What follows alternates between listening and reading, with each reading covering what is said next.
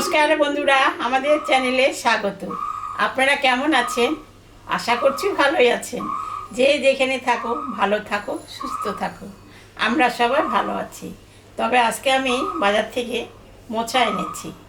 এই মোচা দিয়ে চিংড়ি মাছ রসা রান্না করব। তাহলে চলুন মোচাটা আমি বানাই, পরে দেখা হচ্ছে। আমি মোচার রসার মধ্যে চিংড়ি মাছটা দিব। চিংড়ি মাছটা এখন আমি ভাজে নেব। তেল দিয়ে দিলাম, কড়াই গরম হয়ে গেছে। চিংড়ি মাছটা এখন আমি ভাজবো।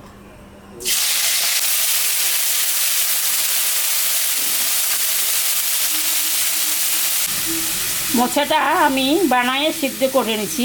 এখন মোচার মধ্যে আমি একটু ময়দা দিয়ে দিলাম,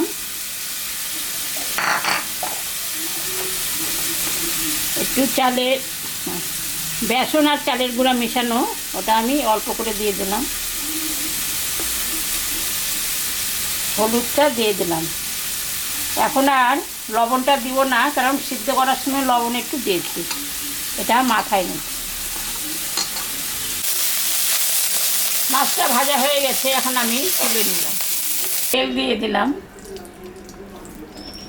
এখন আমি মোচার বড়াটা ভাজে নিব।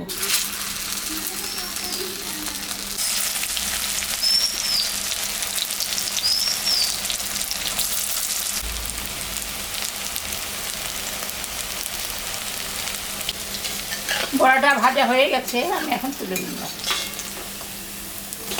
কড়া হয়ে গেছে, এখন আমি আর একটু সর্ষের তেল দিলাম। ওর মধ্যে এলাচ, দারচিনি, শুকনো লঙ্কা, জিরা, সম্বরা দিয়ে দিলাম।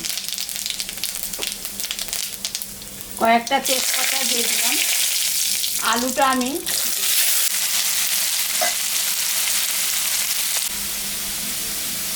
সামান্য একটু লবণ দিয়ে দিলাম, একটু হলুদও দিয়ে দিলাম। আলুটা ভাজা হয়ে গেছে, এখন আমি মশলাটা দিয়ে দিব। এখানে আদা, জিরা, শুকনো লঙ্কা সব বাটা।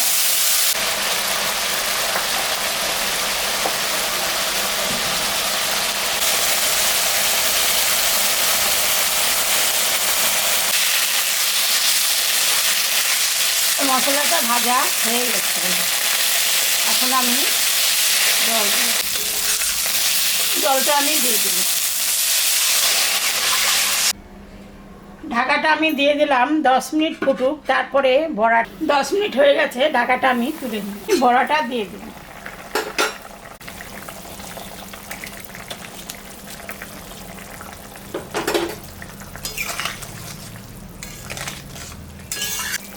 আমি এখন চিংড়ি মাছটাও দিয়ে দেব।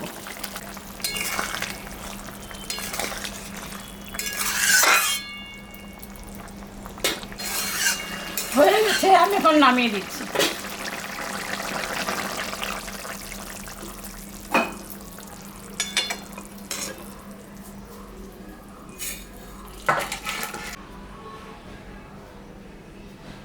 দেখলেন তো বন্ধুরা, আমি মোচার রসা রান্না করলাম।